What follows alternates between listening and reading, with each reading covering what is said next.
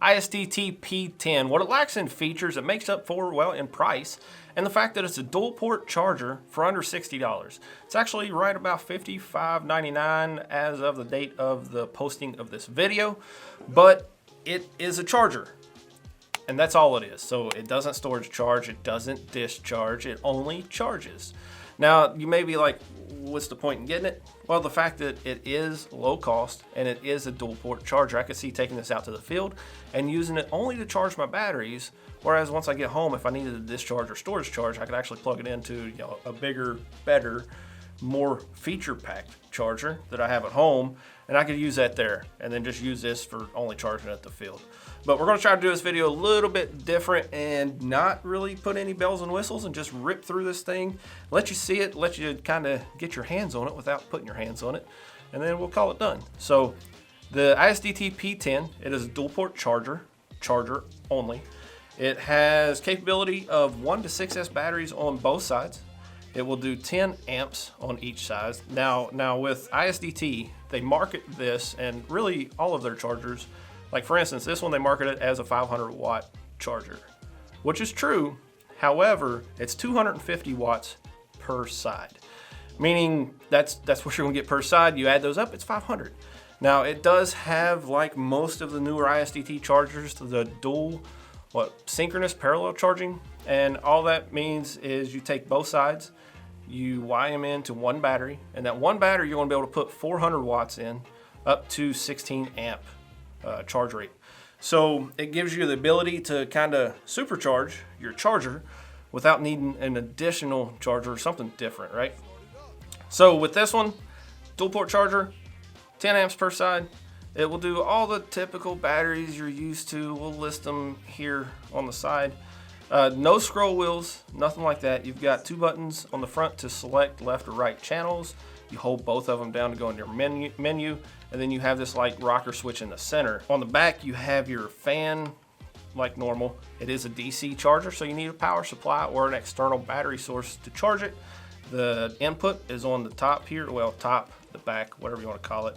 Is also your USB-C port for firmware updates, things like that. And then each side has your XT60 with your balance port. And then again, I really like when they actually put both of them on the same side, unlike the P30. P30 is a little bit wonky, but if you want to see that video, we made that one a while back too. So with that being said, let's jump right into it. Kind of like every other charger video, we're going to dive through all the settings, features, show you what it can actually do. I've got a power supply here. We're going to hook it up. We're going to throw a couple batteries on it and see what this thing will do. So I've got some Gens Ace 6S 3300 milliamp hour batteries.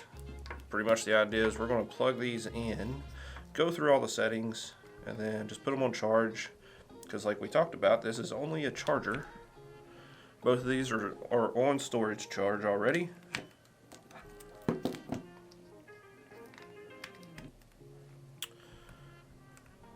Alrighty, so we got, like we said earlier, a little dark, obviously, but that's so you can see the screen and don't really need to see the buttons. You got one button on the left for channel 1, one button on the right for channell 2. So first thing we're going to do is dive right into the settings. In order to get into the system menu, you want to hold down channel 1, channel 2, both of these buttons. It comes in here. So dual task is exactly how we're set up now. You got one battery plugged into this side, one battery plugged into this side. It's dual tasks. Yeah. Parallel task, just like the little picture shows, would be tying both of these sides into one for the synchronous parallel charging. And because we don't actually have that set up, it's not going to let us do anything with it. DC power channel 1, we're not going to turn this on, but we will take a look at it. So your voltage, you can change your voltage from 24 volts all the way down to 5 volts. Your current, your amps, maxes out at 5 amps and go down to 0.2. And then here, if you just click the button, it's going to turn that power supply on, or turns this into a power supply. So we don't want to do that since we have a battery hooked up. Go back into the menu system. So now system settings.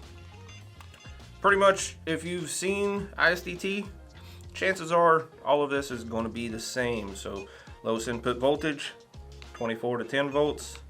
Max input power, 500 watt, 550 watt. I always just leave mine default backlight, whether it's bright or not, volume, actually take that down to low, completion tone, repeat or single, split screen.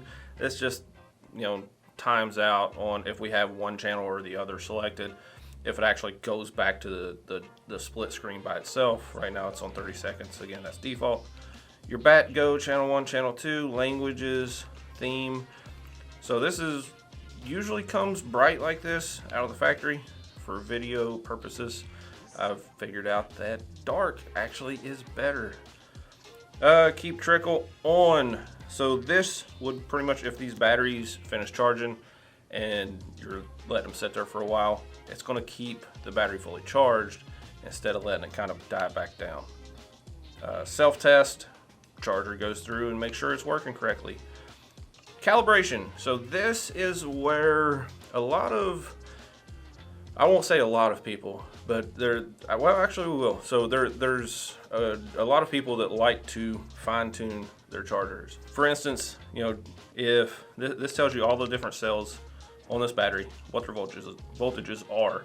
So we could actually check those and check it with, you know, what the charger's actually showing. And if it's not correct, you can come in here and you can do fine tuning to tell it exactly what the charger voltage is. Then you can save it, restore it back to default. No, I don't want to save the data. But you can calibrate channel 1, channel 2, system info, and then back. All right, now that we got all the system settings, things out of the way, let's check out actually charging. So we want to start with the right batteries. We'll hold down the channel 2 button, come in here, go through our chemistries real quick. You got your lithium high voltage, polymer, lithium ion, LiFe, lead acid, nickel hydride, cadmium.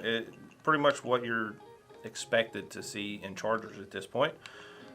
Condition, you can come in here and fine tune your voltage. You know, LiPo batteries on these one especially like 4.2, so that's what we're going to leave it at. 6S current. So for this video purposes only, I'm going to actually bump these batteries up a little bit higher than, you know, we really should. So I always charge it to 2C. So for these batteries it would be 6.6 amps. But we're going to take it to 10 amps just to see the output on this charger. And then here, you notice there's nothing. Let's stop this real quick. You notice it's only charged. Like, you don't have the ability to do anything other than charge. But let's check it out. So we'll get this one rolling. We're gonna come over here. We'll get this one set up the same, get it started, and just let it go for a minute. While it's actually running here, go through and see what we can see. So we got our individual cell voltages here, milliamp hours that went into the battery. It's up to 8.4 amps at this point. Got your internal resistances if you hit down on your little rocker switch. And then again, you have coming in 350 watts roughly. This battery on this side is charging right now at almost 200 watts. Temperatures again. And then we can jump over here. Oh, I don't want to stop. We can jump over here and check the same thing. So voltages. Oh, I guess I accidentally did stop, didn't I? So let's start that again. My bad. But you get the idea. Not much different than the other videos, other than this thing is a tiny charger only, low cost, $55.99. But what you gain is having the ability to do the parallel synchronous parallel charging, plus it's a dual port charger for 55 bucks. And that's all there is to it. Just like with all the other iSDT chargers that we've made videos for, the ones that, you know, we haven't made videos for, they're available on buddyrc.com. So jump over there if you're interested in purchasing this. Wow, my mouth just said no. And otherwise, appreciate you guys watching. Subscribe if you're not, and we'll catch you on the next one. Bye.